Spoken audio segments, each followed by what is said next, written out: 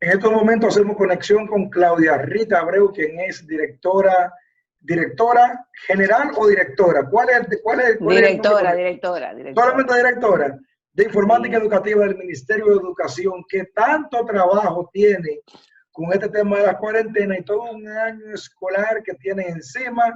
Y con Claudia Rita Abreu vamos a conversar sobre todo esto y otros temas nacionales de interés para cada uno de ustedes. Claudia, bienvenida.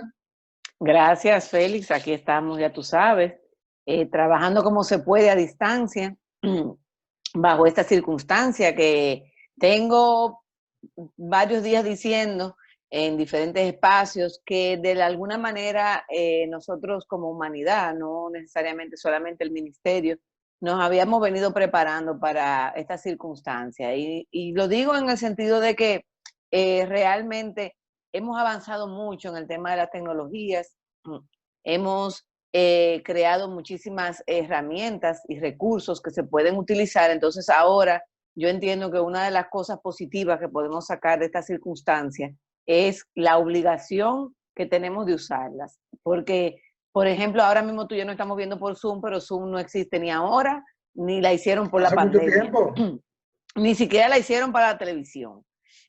Pero se están usando muchísimos programas de radio, de televisión. Ya resulta que no es tan complicado tener un invitado, una invitada de fuera, porque nos conectamos por esto, que existe hace ya muchísimo tiempo, pero por la costumbre de verse siempre, de uno seguir con su vida que ya, como la teníamos de nuestra rutina, pues entonces no hacíamos uso de esas herramientas. Y lo mismo pasa en el tema educativo. Tú sabes, Lara, que se ha hablado mucho, que el ministerio no tiene una plataforma, Así es. que sí o qué. Y en realidad, no es que el ministerio no tenga una plataforma, ni el ministerio ni nadie, ni el ministerio de aquí, ni el de ningún Nadie estaba lado. preparado para eso. No, pero que también es el juego semántico, que es una plataforma. Realmente lo que existe son muchos recursos que cada cual utiliza indistintamente. Por ejemplo, tú y yo estamos conectados por Zoom porque decidimos conectarnos por aquí, pero si Sí. nosotros queremos, hacemos una videoconferencia por WhatsApp o por Facebook, o Por iPhone. sí, en nuestra vida común hay personas que no le gusta tener WhatsApp, sino que prefieren Telegram, o hay cosas que tú la mandas por correo electrónico, esta la decide mandar por otra vía. Entonces, al final de cuentas, lo que vuelve a tomar una importancia hacia el público, y digo vuelve a tomar una importancia porque siempre la ha tenido, es la planificación de clases.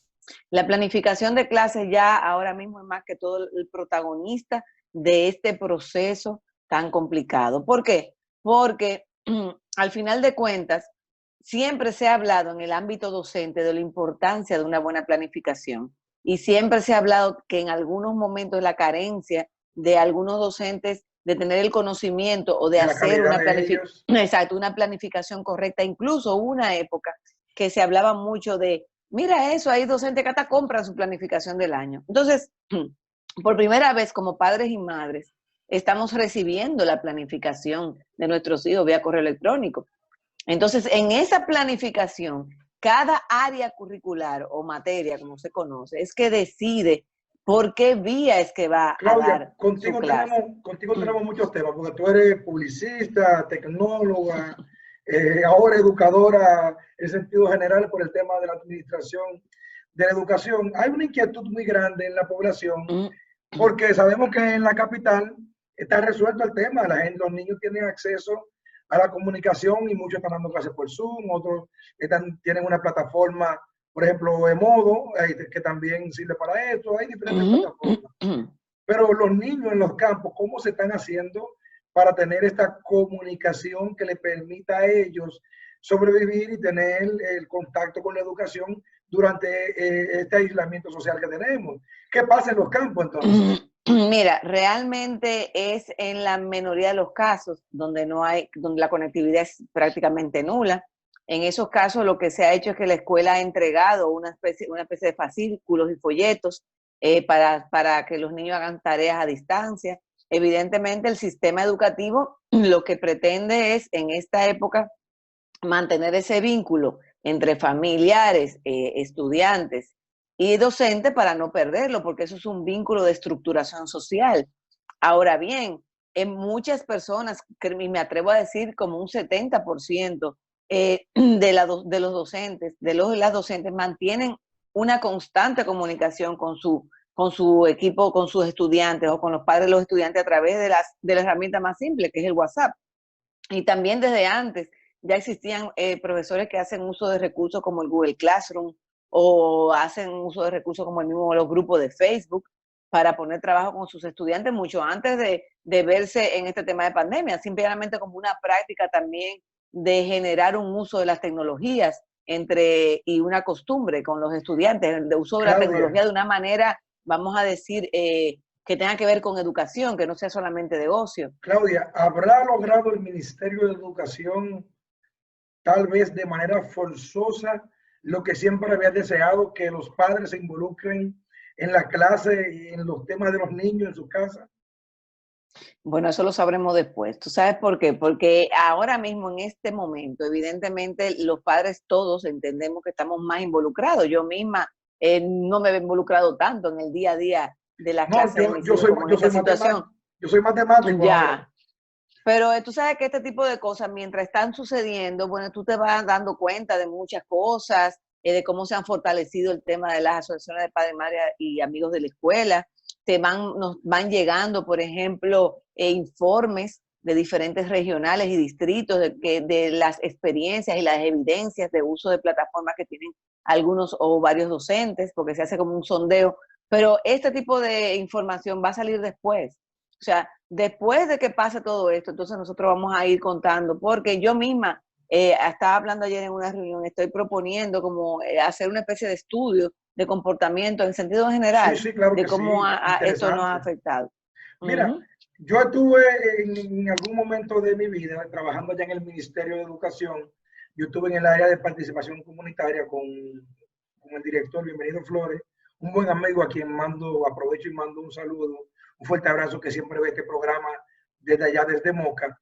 Y él decía, como filosofía, que en la escuela se enseña, pero que en el hogar se educa. Entonces yo creo que independientemente del estudio, lógicamente tú como autoridad del ministerio, tú no puedes hablar de boca, sino habla con números, con investigaciones Claro. científicas, cuantitativas o cualitativas, pero es evidente, Claudia, de que el involucramiento de los padres, al estar todos en su casa, además también se han involucrado con todos los niños y todo esto, y se han tenido que convertir en profesores. Los docentes que están de tanto de educación privada como pública, hemos visto prácticamente que solamente son guías, los profesores reales, los educadores son los padres ahora. Al final eso es lo que quiere el sistema educativo. Bueno, yo te voy a decir algo, eso es relativo también, Félix, porque yo entiendo que incluso el tema de ser el guía es hasta a veces una propuesta pedagógica de algunas corrientes. Sí, claro. El sistema Montessori, por ejemplo, siempre se ha tratado de que no exista esa relación imperativa del maestro con el estudiante, sino que más bien el docente pasa a ser la figura que guía. Y cuando hoy en día tenemos un currículum basado en competencias, etcétera, pues también eso es lo que se busca. Y por eso es que yo digo que dentro de todo esto, a nosotros lo que nos está permitiendo, y cuando digo nosotros no solamente me refiero al ministerio, sino a la sociedad en sentido general, Claro, porque lo claro. que pasa con la educación es que la educación es muy amplia y todos hemos tenido experiencia en la educación porque hemos estado en una escuela, hemos estado en el bachillerato, mucha gente ha estado en la universidad. Entonces hemos sido estudiantes, pero también como hemos sido hijos e hijas y tenemos hijos. O sea, la educación es un asunto siempre muy complejo y que tiene muchas aristas. Entonces, dentro de un mismo sistema educativo o de un ambiente educativo como el Ministerio de Educación, existen varias corrientes de pensamiento, en sentido general, no solamente en República Dominicana. Hay personas que son más dadas a una educación más tradicional, con cuadros de honor, ese tipo de cosas. Hay otras personas que somos más dadas a una educación inclusiva, que creemos más en el tema de la igualdad, de la creatividad, del respeto a la diferencia que tienen los y las estudiantes. O sea, en la educación está ahora mismo que entiendo yo que nosotros de alguna manera no habíamos preparado, porque mira, el currículum incluso incluye estrategias de enseñanza en base a proyectos que antes no lo tenían, en base a muchísimas otras alternativas que no es la misma típica de siempre Sí, claro. de un examen. Mira, Claudia, yo por experiencia, bueno, lo que pasa es que yo no sé cómo hablar contigo, porque cuando tú hablas de un tema que tú eres parte de él, tú como que te emocionas un poco y tú parte de, sueltas el tema de hacer preguntas y más bien compartes de experiencia. En mi caso, yo soy docente de una universidad donde su filosofía es prácticamente 100% virtual. Bueno, era semipresencial y ahora, en el caso de Unicaribe, aunque yo soy docente de otras universidades, que también utilizan plataformas virtuales. Pero yo me acabo de certificar con Blackboard, certificarme de Blackboard como educador en línea y teacher, que es la palabra utilizada para esos fines. Y es prácticamente un mundo de experiencia y tú te das cuenta, por ejemplo, que independientemente, bueno, conversando contigo mismo el día pasado, de manera presencial, tú me decías, que una cosa es la expectativa de lo que uno quiere, de que sea 100% virtual, y otra cosa es lo que llegó que nadie estaba preparado. Pero la clase en línea, hay mucha gente, incluyendo universidades, incluyendo colegios privados, porque el problema de la escuela pública es, claro, una escuela pública no estaba preparada para este asunto, porque una educación, aunque es promedio comparada con, pero tú tienes colegios privados que cobran miles de pesos y están mandando la clase por WhatsApp. Esa era mi inquietud. Y usted decía, oye, pero la clase en línea es otra cosa. Esa gente que están pagando mucho dinero en un colegio privado, en Bellavista, en Naco, en La Esperilla, ¿qué tú le puedes decir? ¿Cuál es tu aliento para ellos? Es que no hay tal diferencia en que si es privado o público en algunos casos, porque dentro de la misma educación pública tú te vas a dar cuenta que hay algunos liceos y algunas escuelas que según el manejo que tenga y el empoderamiento que haya tenido el director y cosas, le lleva mucho la milla quizás a otros. Eso es normal y pasa también en la educación privada. Yo lo que creo es que aquellas escuelas que no están haciendo colegios privados, que solamente pudiendo utilizar otras herramientas, están solamente utilizando el WhatsApp, entiendo que ya es un asunto de las asociaciones de padres y madres de la escuela exigirle que se actualicen más. Porque, por ejemplo, nosotros en el Ministerio de Educación tenemos mucho tiempo ya dando una cantidad de capacitaciones respecto al uso de tecnologías. Incluso antes del gobierno del 16 ya teníamos una experiencia con el diplomado de CompuMaestro, que ya se le había incluido una cantidad de aplicaciones como GeoGebra, toda la suite de Google, entre las cosas de Microsoft. Entonces, ahora también dentro de República Digital, también tenemos un diplomado especializado que incluye también una serie de aplicaciones, porque a veces lo que pasaba mucho en la educación hace algunos 10 años era que a los maestros le enseñaban a usar el Word y el Excel, pero no aplicaciones realmente para tú poder integrar la tecnología en la práctica docente. Claudia. Entonces, hoy día, eso tiene que ir cambiando. Entonces, a veces tenemos el complejo de que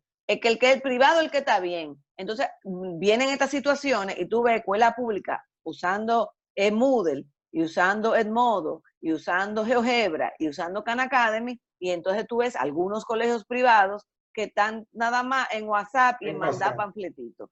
Sí, mira, a propósito de CompuMaestro, que tú señalabas, yo conozco ese proyecto y yo sé que ha impactado a miles de maestros y también de estudiantes con computadoras totalmente gratis entregadas por el Estado Dominicano. ¿En qué ha quedado todo esto? ¿O cuántas ustedes han entregado o cuándo van a seguir entregando? ¿O cómo? Bueno, acuérdate que ya eso no es CompuMaestro, este es el proyecto 1 a 1 de República Digital, el de una computadora por estudiante, una computadora por maestro. Subió de nivel ya, subió de nivel ya. Se llama 1 a 1. Bueno, mira, nosotros, sí, no, porque ya se asumió como una marca país y una promesa del presidente Danilo Medina, y que, bueno, hemos estado cumpliendo de manera cabal muy bien. Evidentemente, el COVID-19 nos ha hecho un daño en el sentido de que, acuérdate que estamos en un proceso de licitación el año pasado. Sí. Justamente, tú sabes que la mayoría de los equipos electrónicos del mundo, China es un gran fabricante, y China se vio muy afectado con el COVID, por ende, las fábricas tuvieron que cerrar o bajar sus capacidades y todo eso nos fue afectando, pero ya estamos haciendo todo un plan de reintegración para cumpliendo con las medidas del COVID. ¿Cuántas computadoras han entregado? Hemos entregado como 300.000 computadoras a estudiantes y a docentes vamos como por 25.000. ¿Y cuál es la meta? Tenemos, uy, mi querido, 300.000 más y 51.000 más para docentes. ¿Cómo lo vamos a hacer? Ya yo tengo mi expediente de 27 páginas para esperar a ver que Salud Pública lo revise, a ver cómo podemos hacerlo.